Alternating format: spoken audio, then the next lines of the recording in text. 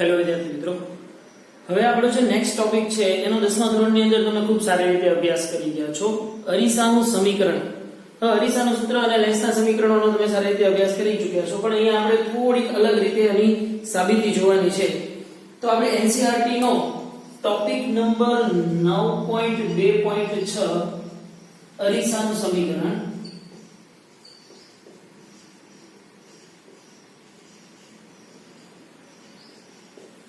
ગઈકાલે આપણે બધી જ વ્યાખ્યાઓનો અને બીજો બધો છે એ ખૂબ જ સારો અભ્યાસ કરી દીધો.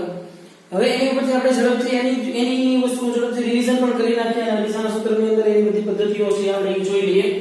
તો કે ભાઈ જો મારી પાસે અહીંયા એક અંતર્ગોળ અરીસાનું સૂત્ર મેળવવાની કોશિશ કરું છું. તો આ અંતર્ગોળ અરીસાના મધ્ય બિંદુને શું કહેવામાં આવશે?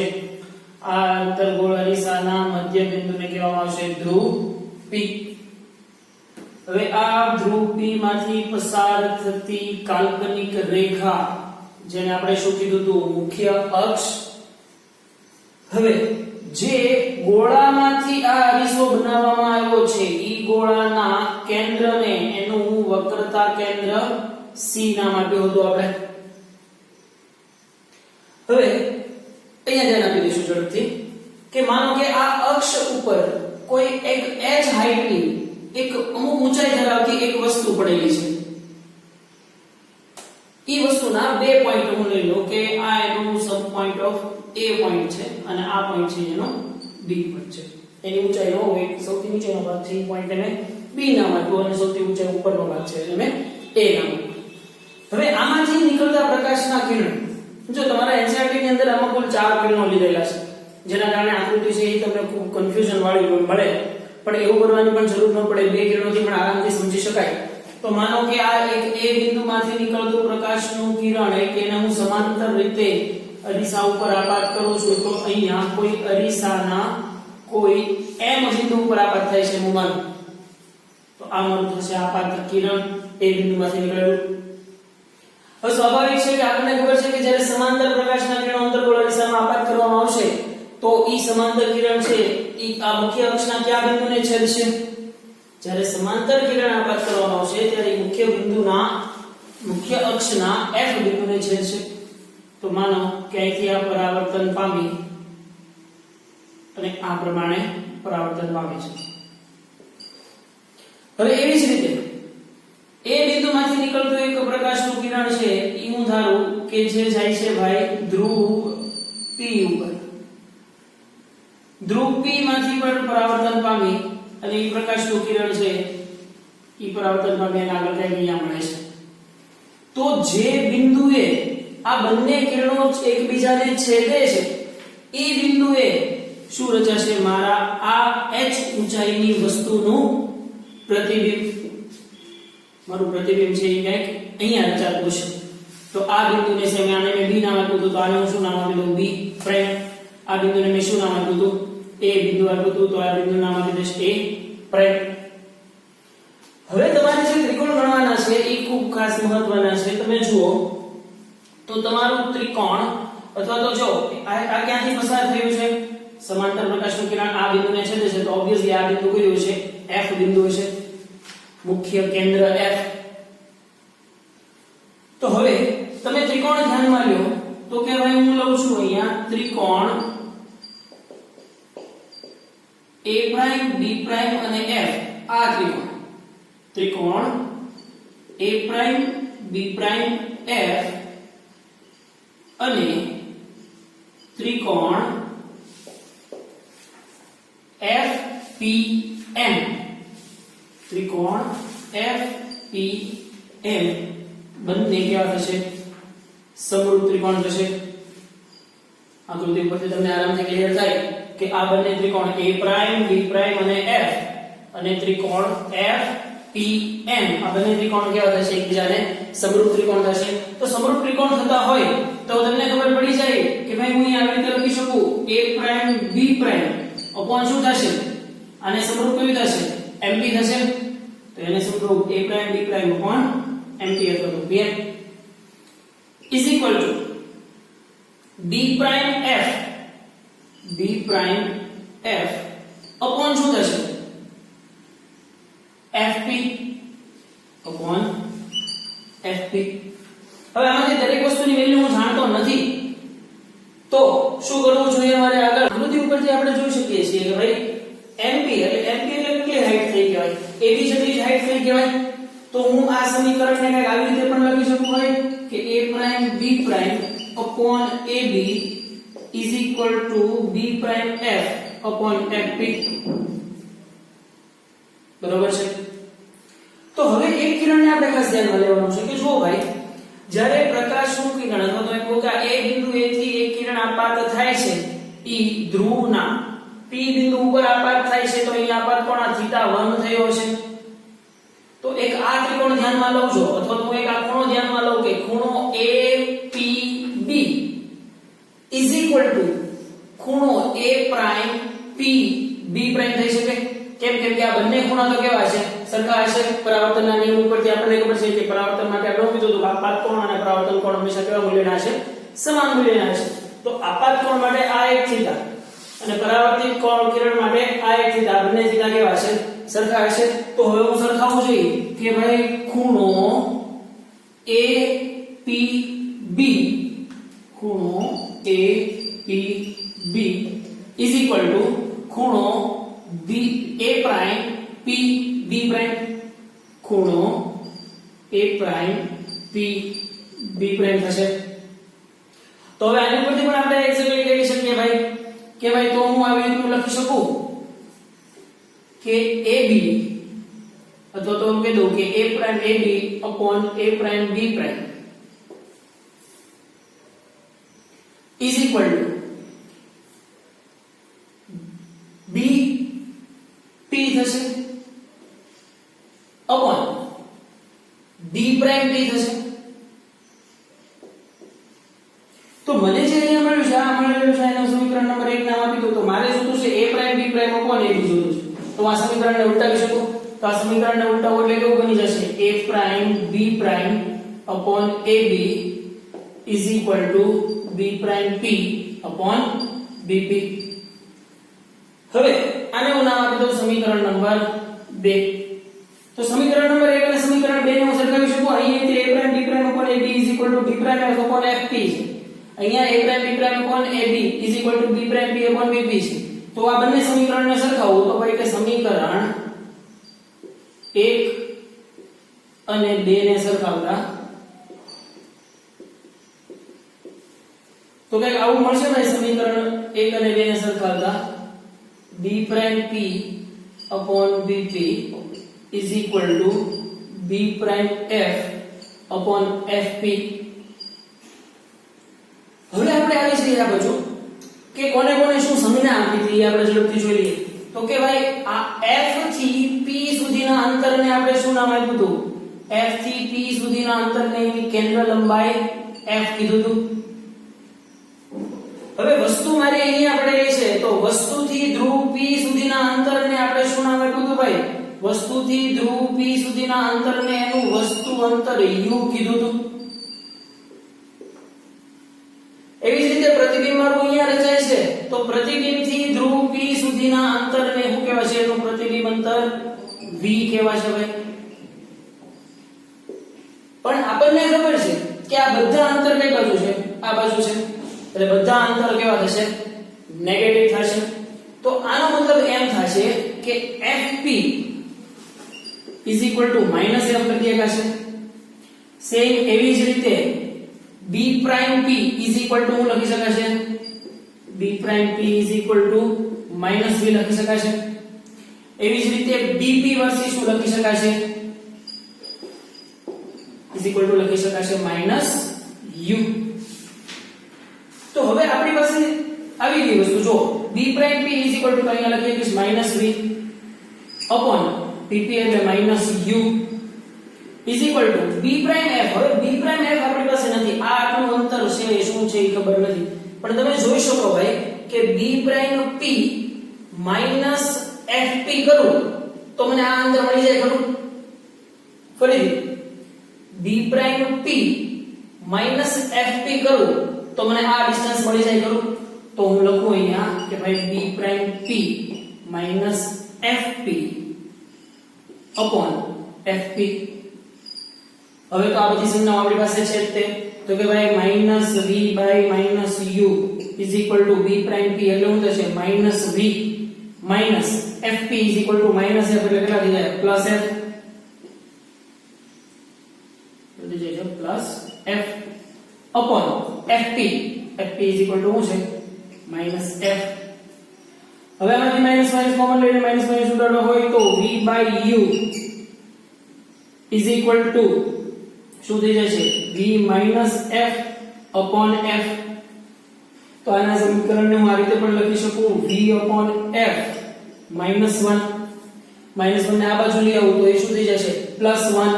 તો કે ભાઈ v upon f is equal to u v upon u plus 1. તો આ સમીકરણને આમ લખી શકું v plus u upon u. તો આ v ને ક્યાં જવા દો સામેની બાજુ છેદમાં જવા દો તો 1 upon f is equal to v plus u upon uv.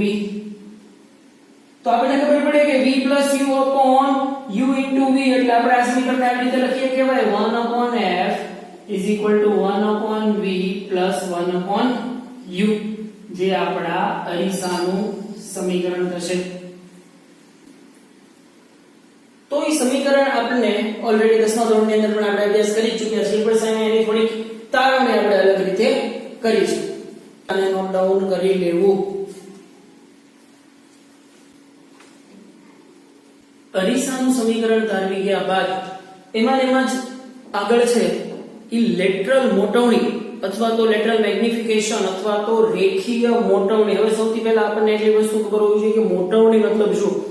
મોટવણી મતલબ કે ભાઈ વસ્તુનું જેટલું પરિમાણ અથવા તો વસ્તુ જેવડી છે એના કરતા એનું પ્રતિબિંબ કેટલા ગણું કે કેટલા ભાગનું થશે એને ઈ લેન્સ કે ઈ અરીસાની મોટવણી અથવા તો એનું મેગ્નિફિકેશન કહેવામાં આવે છે.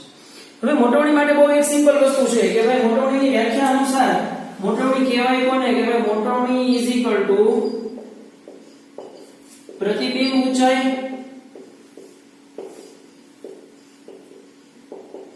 છેદમાં વસ્તુ ઊંચાઈ. મતલબ કે પ્રતિબિંબ ઊંચાઈ અને વસ્તુ ઊંચાઈના ગુણોત્તરને તે લેન્સ કે તે અરીસાની મોટવણી કહેવામાં આવે છે. હવે આના આ જ આકૃતિની અંદર આપણે આગળ જોઈએ તો કે ભાઈ મોટવણીની સંજ્ઞા થશે m. પ્રતિબિંબ ઊંચાઈ માનો કે આ એક h પ્રાઇમ ની હતી અને આ ઊંચાઈને હું નામ આપી દઉં છું h પ્રાઇમ કહી દઉં અને h કીધી અને હું આને નામ આપી દઉં છું h પ્રાઇમ કહી દઉં છું. તો પ્રતિબિંબ મોટવણી ઇઝ ઇક્વલ ટુ શું થશે પ્રતિબિંબની ઊંચાઈ કેટલી છે મારી પાસે h પ્રાઇમ છે. વસ્તુ ઊંચાઈ કેટલી છે h જેટલી છે તો h પ્રાઇમ upon h.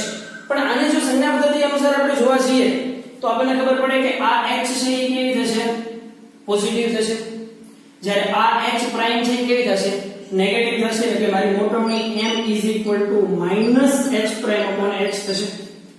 હવે આ h પ્રાઇમ અને h કેવી રીતે થશે તો કે જો h પ્રાઇમ એટલે કેટલા થશે h પ્રાઇમ એટલે a પ્રાઇમ b પ્રાઇમ થશે. તો h prime is equal two લખી શકું a પ્રાઇમ b પ્રાઇમ. હવે h એટલે કેટલા થશે ab જેટલી હાઈટ થશે તો કે ab. તો યાદ કરો જો એ ગયા પ્રશ્નની અંદર આપણે a prime b prime upon ab is equal to કંઈક આવેલું હતું જ્યારે આપણે બે ખૂણાઓ સરખાવ્યા હતા. ખૂણો apb is equal to ખૂણો a પ્રાઇમ pb પ્રાઇમ આપણે સરખાવ્યા હતા ત્યારે આપણને કંઈક સમીકરણ મળ્યું હતું. તો ત્યારે આપણને શું મળેલું હતું સમીકરણ તો કે ભાઈ a prime b prime upon ab is equal to શું મળ્યું હતું b prime p upon pp. તો હવે તમે કહી શકો કે minus h prime upon h is equal to b prime p એટલે કેટલું થશે એનું વસ્તુ અંતર v પ્રતિબિંબ અંતર v. તો પ્રતિબિંબ અંતર v એટલે માઈનસ v. એવી જ રીતે pp is equal to કેટલા થશે એનું વસ્તુ અંતર u પણ માઈનસ u. આ માઈનસ માઈનસ તો કેન્સલ થઈ જશે તો તમારું મોટવણી h prime upon h is equal to શું આવશે માઈનસ v by u જેને અરીસાની મોટવણી કહેવામાં આવે છે. હવે સમતલ અરીસા માટે આ મોટવણી છે એનું મૂલ્ય 1 થશે. સમતલ અરીસા માટે મોટવણીનું મૂલ્ય 1 શું કામ થશે? કેમ કે સમતલ અરીસાની કેન્દ્ર લંબાઈ છે એ કેવી હોય છે? અનંત હોય છે. હવે આના આધારે તમે f અને v ના સંદર્ભમાં f અને u ના સંદર્ભની અંદર પણ મોટવણી છે એ તમે નોટ ડાઉન કરી શકો. નેક્સ્ટ પોઈન્ટ ની અંદર આપણે જઈએ. હવે આ જે વસ્તુ છે અત્યારે આપણે ભણવા જઈ રહ્યા છીએ એ વસ્તુ તમારા MCQ ન્યુમેરિકલ્સ માટે ખૂબ મહત્વની વસ્તુ છે અને એક જોતા તમારી શોર્ટકટ કી થઈ જશે. જો તમને સારી રીતે એક વખત આ સિક્વન્સ યાદ રહી ગઈ તો આપણે જે સંબંધ મેળવવો છે અત્યારે કે ભાઈ વસ્તુનું સ્થાન ક્યાં રાખવાથી પ્રતિબિંબનું સ્થાન ક્યાં રચાશે અને પ્રતિબિંબનો પ્રકાર કેવો મળશે, જેનું હું તમે 10મા ધોરણની અંદર પહેલા કોષ્ટકની અંદર તમારે આવતું કે વસ્તુનું સ્થાન અહીંયા હશે તો પ્રતિબિંબનું સ્થાન અહીંયા મળશે, પ્રતિબિંબનો પ્રકાર આવો હશે. તો એ જ વસ્તુને આપણે સમજવાની છે. તો સારી રીતે સમજીએ આપણે કે માનો કે કોઈ અંતર્ગોળ અરીસો છે ભાઈ, આ અંતર્ગોળ અરીસામાં આપણે શું કીધું હતું? અરીસાના મધ્ય બિંદુને એનું ધ્રુવ P કહેવામાં આવે છે. P માંથી પસાર થતી કાલ્પનિક રેખા એટલે એની મુખ્ય અક્ષ. હવે જે કર્વેચર માંથી અથવા તો જે ગોળામાંથી બનાવવામાં આવ્યો છે અરીસો, ઈ ગોળાના કેન્દ્રને એનું વક્રતા કેન્દ્ર C કીધું હતું, સેન્ટર ઓફ કર્વેચર, અને એનાથી એકદમ અડધા અંતરને એનું મુખ્ય કેન્દ્ર F કીધું હતું, જે આપણને સારી રીતે ખબર છે F = r/2 આપણે મેળવ્યું હતું. હવે ખાસ સમજવાની વસ્તુ છે કે વસ્તુ ક્યાં પડી હશે તો એનું પ્રતિબિંબ ક્યાં રચાશે અને એ પ્રતિબિંબ કેવા પ્રકારનું હશે. That is most important thing. હવે માનો કે મારી વસ્તુ છે એ અહીંયા એક્ઝેક્ટ C ઉપર પડી હોય તો જ્યારે વસ્તુનું સ્થાન વસ્તુ છે એ C પર પડી ત્યારે એનું પ્રતિબિંબ છે એનું પ્રતિબિંબ પણ ક્યાં રચાશે? C પર જ રચાશે. વસ્તુનું સ્થાન C ઉપર ત્યારે પ્રતિબિંબનું સ્થાન પણ ક્યાં છે? C ઉપર. તમે આની અંદરથી એક સમાંતર કિરણ આપાત કરો, આ સમાંતર કિરણ આપાત થઈ અને ક્યાં આવશે ભાઈ? F માંથી પસાર થતું તો અહીંયા કંઈક મળશે. હવે એવી જ રીતે એક કિરણ છે એ તમે ધ્રુવ P ઉપર આપાત કરો, ધ્રુવ P ઉપરથી આપાત કરશો તો એ આગળ જતા જતા અહીંયા કંઈક મળશે. તો આ બંને કિરણો ક્યાં અહીંયા કંઈક છેદે એમ કહેવાશે.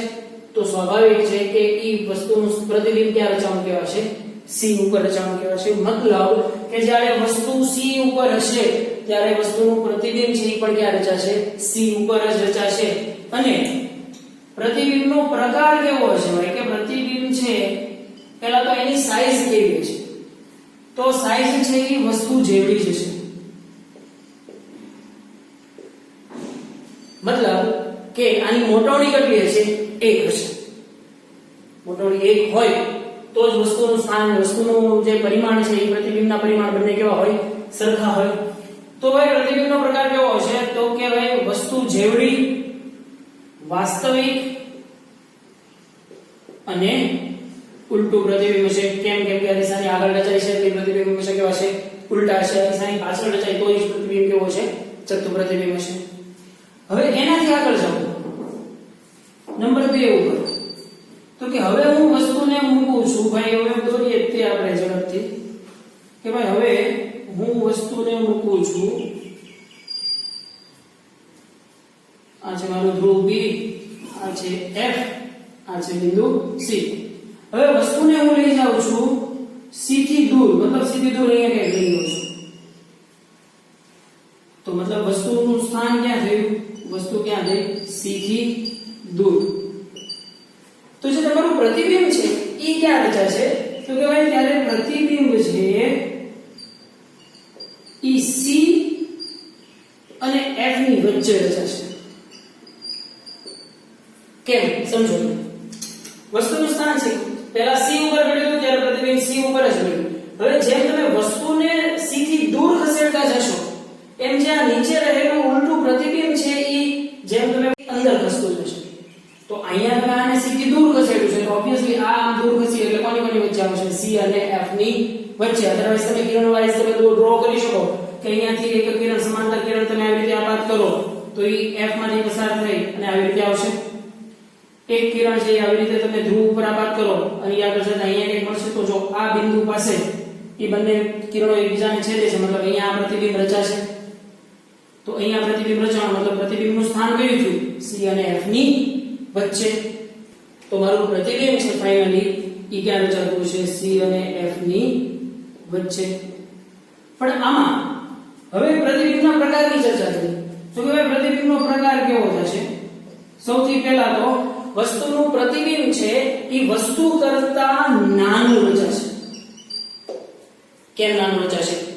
કેમ કે આની મોટવણી છે એ કેવી થશે? નેગેટિવ થશે. આની મોટવણી નેગેટિવ થશે મતલબ વસ્તુનું પરિમાણ છે અથવા તો વસ્તુ જેટલી સાઈઝની છે એના કરતા એનું પ્રતિબિંબ છે એ કેવું રચાશે? નાનું રચાશે અને વાસ્તવિક રચાશે. અંતર્ગોળ અરીસા માટે આપણને ખબર છે અરીસાથી આગળ મળતા બધા જ પ્રતિબિંબો છે એ કેવા છે? વાસ્તવિક હશે. અને અરીસાની પાછળ રચાતા બધા જ પ્રતિબિંબો છે એ કેવા છે? આભાસી હશે. બીજું, વાસ્તવિક નાનું અને સ્વાભાવિક છે કે કેવું થશે? ઉલટું થશે. એની પછીનો થર્ડ કિસ્સો આપણે ચર્ચા કરીએ તો થર્ડ કિસ્સાની અંદર હવે મારે વસ્તુનું સ્થાન ક્યાં રાખવાનું થશે ભાઈ? આ છે ધ્રુવ P, એમાંથી પસાર થતી કાલ્પનિક રેખા મુખ્ય અક્ષ, વક્રતા કેન્દ્ર C, મુખ્ય કેન્દ્ર F. હવે હું વસ્તુ મૂકું છું C અને F ની વચ્ચે. વસ્તુ મેં મૂકી છે C અને F ની વચ્ચે મતલબ વસ્તુ સ્થાન થશે C અને F વચ્ચે. તો પ્રતિબિંબ ક્યાં રચાશે? ઓબ્વિયસલી અહીંયાથી અહીંની જેમ જ જો અહીંયા વસ્તુને તમે C થી દૂર લઈ ગયા તો પ્રતિબિંબ ક્યાં શિફ્ટ થયું? C અને F ની વચ્ચે. તો હવે તમે વસ્તુને C અને F ની વચ્ચે લઈ જાવ છો તો પ્રતિબિંબ ક્યાં રચાશે? C થી દૂર રચાશે. તો પ્રતિબિંબ સ્થાન હશે C થી દૂર. તો અહીંયા જે પ્રતિબિંબ રચાશે એ વસ્તુના પરિમાણ કરતા ખૂબ જ મોટું જોવા મળશે. મતલબ અહીંયા જે પ્રતિબિંબ છે એ વસ્તુની સાઈઝ કરતા કેવો છે? મોટું હશે. તો મતલબ કે ભાઈ આ પ્રતિબિંબનો પ્રકાર કેવો થશે? મોટું, વાસ્તવિક અને ઉલટું. ક્લિયર ભાઈ? જ્યારે વસ્તુને તમે C ઉપર રાખો છો ત્યારે પ્રતિબિંબ C ઉપર જ રચાય છે. વસ્તુ જેવડું જ વાસ્તવિક અને ઉલટું રચાય છે. પણ જેમ તમે વસ્તુને C થી દૂર લેતા જાવ છો એમ પ્રતિબિંબ ક્યાં રચાય છે? C અને F ની વચ્ચે. વસ્તુ કરતા નાનું, વાસ્તવિક અને ઉલટું. એવી જ રીતે જ્યારે વસ્તુને તમે C અને F ની વચ્ચે મૂકો છો ત્યારે પ્રતિબિંબ ક્યાં રચાય છે? C થી દૂર, વાસ્તવિક, મોટું અને ઉલટું.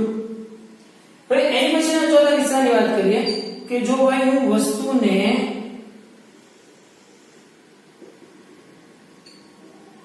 આ તો છે ધ્રુવ P, આ તો છે F, આ તો છે C. હવે વસ્તુને હું F અને P ની વચ્ચે મૂકું છું. ખાસ ધ્યાન સમજવા જેવી વસ્તુ છે. જ્યારે વસ્તુને હું F અને P ની વચ્ચે મૂકીશ ત્યારે મારું જે પ્રતિબિંબ છે અહીંયાથી નીકળતું પ્રકાશનું કિરણ કોઈ પણ જગ્યાએ કેન્દ્રિત થવાને બદલે અહીંયાથી અપકેન્દ્રિત થઈ જશે. એટલે તમારે આ કિરણને આગળ ધપાવતા મતલબ અહીંયા તમારું જે પ્રતિબિંબ છે ઈ અરીસાની પાછળ રચાશે. હવે અરીસાની પાછળ રચાશે મતલબ પહેલા તો અહીંયા વસ્તુનું સ્થાન લખી લઈએ. તો વસ્તુ સ્થાન ક્યાં છે? F અને P વચ્ચે. F અને P વચ્ચે હશે તો પ્રતિબિંબ ક્યાં રચાશે?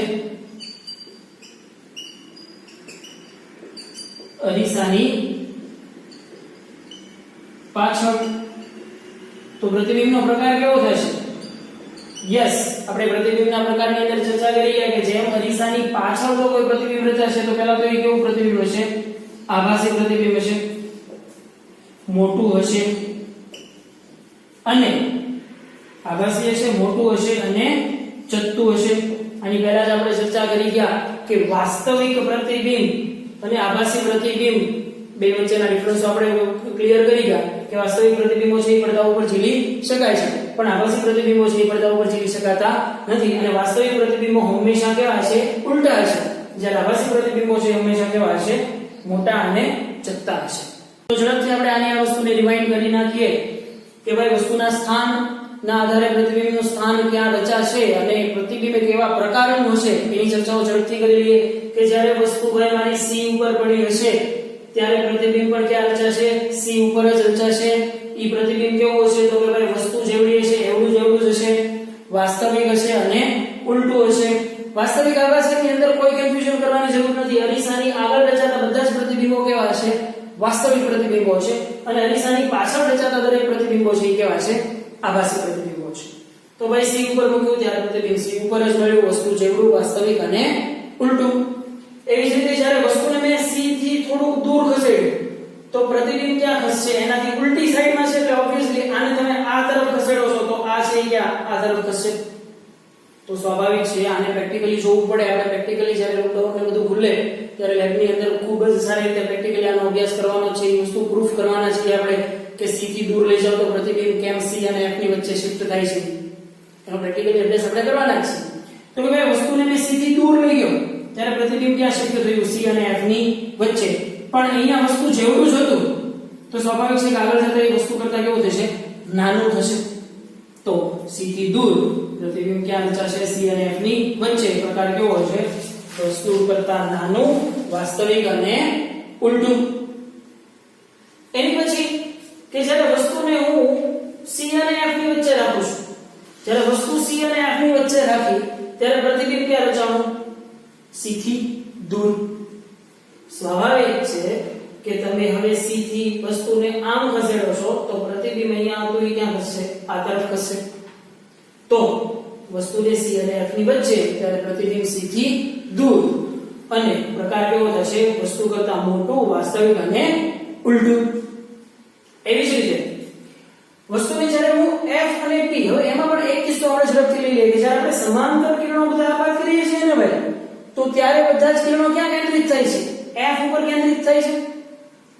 તો હવે માનો કે એક કિસ્સો વધારાનો હું એડ કરી દઉં આમાં કે જો વસ્તુને હું એફ ઉપર જ રાખું તો બહુ ઇન્ટરેસ્ટિંગ વાત છે આ કે જ્યારે અનંત અંતરેથી આવતા પ્રકાશના કિરણો છે, મતલબ તમારું વસ્તુ અંતર અનંત હોય ત્યારે પ્રતિબિંબ અંતર કેટલું મળશે? એફ જેટલું મળશે. પણ જો વસ્તુ જ તમારી એફ ઉપર પડી હોય તો યસ, એનાથી ઉલટું પ્રતિબિંબ ક્યાં મળશે? અનંત અંતરે મળશે. તો હવે હું એફ અને પી વચ્ચે વસ્તુ રાખું છું, તો એફ અને પી વચ્ચે વસ્તુ રાખું છું ત્યારે પ્રતિબિંબ છે એ મારું ક્યાં રચાય છે? અરીસાની પાછળ રચાય છે. તો અરીસાની પાછળ રચાય છે તો એ પ્રતિબિંબનો પ્રકાર કેવો થશે? આભાસી થશે. આભાસી પ્રતિબિંબ હંમેશા કેવા હોય છે? ચત્તા હોય છે અને કેવા હોય છે? મોટા હોય છે. તો ક્લિયર ભાઈ આટલી વસ્તુ. આ વાત ખરેખર ક્યાંય ભૂલાય નહીં. હું તમને સ્લાઇડની અંદર બતાવીશ ત્યારે એ વસ્તુ તમારે નોટ ડાઉન કરી લેવાની છે કોઈ પણ જગ્યાએ વિડિયો પોઝ કરીને. તો આપણે જે થિયરીઓનો અભ્યાસ કર્યા એ થિયરીઓને ઝડપથી આપણે રિવાઇન્ડ કરી લઈએ. તો કે ભાઈ અરીસાના સમીકરણની અંદર તમારી એનસીઈઆરટી બુકની અંદર અહીંયા એ બિંદુમાંથી નીકળતા કુલ 4 કિરણો લીધેલા છે. જે આકૃતિની અંદર તમને કન્ફ્યુઝન ન કરાવે એટલા માટે આપણે 2 કિરણોથી એની જ આકૃતિઓ સમજ્યા કે ભાઈ જ્યારે એક કિરણ છે એ સમાંતર રીતે આપાત કરવામાં આવે એ બિંદુ ઉપર, તો આપણને ખબર છે કે જ્યારે અરીસા ઉપર સમાંતર કિરણ આપાત થાય એ હંમેશા શેમાંથી પસાર થશે? એફ માંથી પસાર થશે. એવી જ રીતે એક કિરણને આપાત કર્યું છે એને ધ્રુવ પી ઉપર, ધ્રુવ પી માંથી પરાવર્તિત પામી અને કિરણ જે જગ્યાએ એકબીજાને છેદે છે એ જગ્યાએ એનું પ્રતિબિંબ રચાશે. એ પ્રતિબિંબના આધારે આપણે પછી અલગ અલગ ત્રિકોણ અને ભૌમિતિક રીતે એની સાબિતી જોઈ. હવે એની અંદર સંજ્ઞા પદ્ધતિ આપણે વાપરતી વખતે ખાસ જોયું ભાઈ કે આ બધા જ અંતરો જે છે f છે એ પણ કેવા થશે? નેગેટિવ થશે. આ બાજુના છે એટલે v પણ નેગેટિવ અને u પણ નેગેટિવ થશે. એની પછી આપણે જોયું રેખીય મોટવણી. મોટવણી આપણે કોને કીધું હતું કે ભાઈ વસ્તુ કરતા પ્રતિબિંબ કેટલા ગણું, અથવા તો એમ કહેવાય કે વસ્તુ કરતા પ્રતિબિંબ કેટલું મોટું, એને આપણે શું કીધી હતી? એની મોટવણી. અને મોટવણીની વ્યાખ્યા માટે આપણે શું કીધું કે ભાઈ પ્રતિબિંબ ઊંચાઈ અને વસ્તુ ઊંચાઈના ગુણોત્તરને E અરીસાની મોટવણી કહેવામાં આવે છે. તો મોટવણી n = h' h જે આપણે ગયા આકૃતિની અંદર જોયું હતું એની જેવું છે. એની ઉપરથી આપણે મેળવ્યું હતું કે -v/u હતો. તો અરીસા માટે ખાસ કરીને અંતર્ગોળ જેવા અરીસા માટે n = h' h -v/u થશે. હવે એની વસ્તુને તમે f ફોર્મની અંદર પણ કન્વર્ટ કરી શકો. ઓકે, આ સમીકરણો છે એ તમે આરામથી ડિરાઈવ કરી શકો. એની પછી આપણે પ્રતિબિંબો જોયા ભાઈ. પ્રતિબિંબોની અંદર આપણે ઝડપથી ખાસ ચર્ચા કરી લઈએ કે જ્યારે સમાંતર કિરણો અરીસા ઉપર આપાત થશે તો એ આપાત થઈ અને ક્યાં કેન્દ્રિત થશે? f ઉપર કેન્દ્રિત થશે. તો અહીંયા જો તમારું વસ્તુ અંતર, હવે તમે એક એક વસ્તુને અહીંયા જોતા જાવ તો વધારે મજા આવશે કે આના માટે પહેલો કિસ્સો કયો છે? વસ્તુનું સ્થાન ક્યાં છે? અનંત અંતરે છે, મતલબ u = ઇન્ફાઇનાઇટ થશે. ત્યારે v = કેટલા થશે? સ્મોલ f જેટલું થશે. કેમ કે કેપિટલ F અને P વચ્ચેનું અંતર તો કેટલું હશે? સ્મોલ f જેટલું હશે. હવે વસ્તુને તમે ક્યાં રાખી છે c થી દૂર, મતલબ u ગ્રેટર ધેન 2 r, કેમ કે c એટલે શું છે વક્રતા કેન્દ્ર c, વક્રતા કેન્દ્ર c થી ધ્રુવ p સુધીના અંતરને આપણે શું કીધું છે કેપિટલ R કીધો છે. તો મતલબ જ્યારે u greater than r then v less than r, મતલબ કે પ્રતિબિંબ ક્યાં રચાશે તો કે c અને f ની વચ્ચે. જો બહુ ઈઝી ટર્મ છે, તમે એક વખત આ વસ્તુ સમજી જશો ને પછી આ બનાવવું કઈ અઘરું નહીં પડે તમારા માટે. તો વસ્તુ જ્યારે c થી દૂર હશે ત્યારે પ્રતિબિંબ ક્યાં રચાશે c અને f ની વચ્ચે, અને એનો પ્રકાર કેવો હશે સાચું, ઉલટું અને નાનું. એવી જ રીતે જ્યારે વસ્તુ c ઉપર પડી હશે ત્યારે પ્રતિબિંબ પણ ક્યાં રચાશે c ઉપર જ રચાશે. મતલબ કે જ્યારે વસ્તુ c ઉપર પડી હોય મતલબ u r then v r, તો હું આવું કહી શકું ભાઈ કે આ સિચ્યુએશનમાં u v થશે because u r and v also r, તો u v થશે.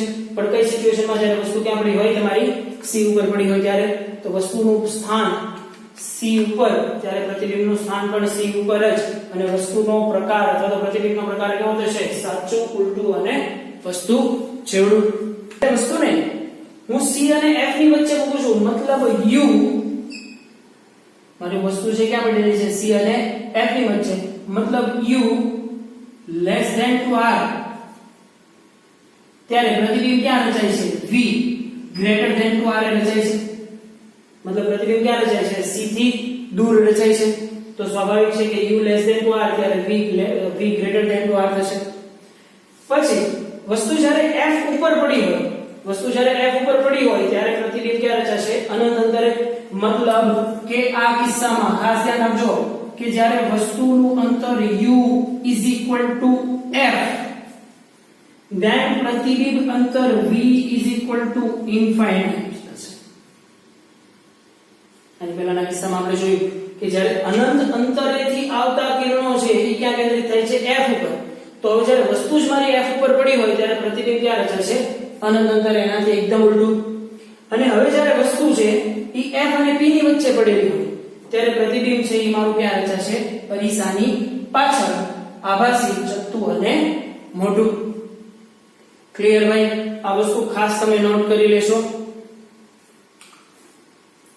આ કોષ્ટક જે છે ઈ તમે તમારી બુકમાં સારી રીતે ડ્રો કરી રાખશો વિડિયો પોઝ કરીને.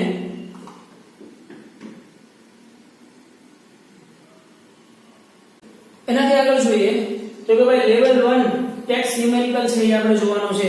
તો એની અંદર જોઈએ કે શું કહે છે ટેક્સ્ટ ન્યુમેરિકલ નંબર 3 કે 15 સેન્ટીમીટર વક્રતા ત્રિજ્યા ધરાવતા અંતર્ગોળ અરીસાની સામે એક વસ્તુને 10 સેન્ટીમીટર અને 5 સેન્ટીમીટર અંતરે મૂકવામાં આવે છે. તો દરેક કિસ્સામાં પ્રતિબિંબનું સ્થાન, પ્રકાર અને મોટવણી શોધો. હવે બહુ સિમ્પલ વસ્તુ છે, અહીંયા સમજો કે ભાઈ એક આપણે એને છે ને ડ્રો કરીને જ આગળ વધવાનું હોય એટલે બહુ વધારે ઈઝી પડી જાય તમારા માટે. કે એક અંતર્ગોળ અરીસો છે, આ અંતર્ગોળ અરીસો, આ એનું વક્રતા કેન્દ્ર C, આ એનું મુખ્ય કેન્દ્ર F. હવે અહીંયાથી આ અંતરને શું કહેવાય છે વક્રતા ત્રિજ્યા R, અને અહીંયાથી આ આટલા અંતરને શું કહેવાય છે એની કેન્દ્ર લંબાઈ F. આ છે આપણું ધ્રુવ P છે. હવે તમને વક્રતા કેન્દ્ર R વક્રતા ત્રિજ્યા R બરાબર તમને આપી દીધેલું છે 15 સેન્ટીમીટર, પણ એને હું લખીશ કેવી -15 સેન્ટીમીટર, કેમ કે આ બાજુ છે એટલે અંતર્ગોળ અરીસા માટે. તો F આપણને ખબર છે F શું થાય છે ભાઈ R/2 થાય છે. તો F કેટલી થશે -7.5 સેન્ટીમીટર. ક્લિયર ભાઈ? તો હવે તમને એમ કહે છે કે એક વખત વસ્તુને અરીસાથી 10 સેન્ટીમીટર દૂર રાખવાની છે ત્યારે વસ્તુ પ્રતિબિંબનું સ્થાન, પ્રકાર અને મોટવણી, અને બીજી વખત વસ્તુને 5 સેન્ટીમીટર દૂર મૂકવામાં આવે છે ત્યારે પ્રતિબિંબનું સ્થાન, પ્રકાર અને મોટવણી શોધવાનું કહે છે. તો પહેલા મારી વસ્તુ ક્યાં પડેલી છે 10 સેન્ટીમીટર અંતરે પડેલી છે, મતલબ પહેલા કિસ્સામાં માટે u -10 સેન્ટીમીટર છે. હવે આની અંદર તમને ઝડપથી ખબર પડી જવી જોઈએ, આપણે હમણાં કોષ્ટકો જોયા એની ઉપરથી કે વસ્તુ 10 સેન્ટીમીટર અંતરે છે એટલે હવે તમે આમાં નિરૂપણ કરી શકો છો ભાઈ r 15, મતલબ આ ડિસ્ટન્સ કેટલું છે 15 છે.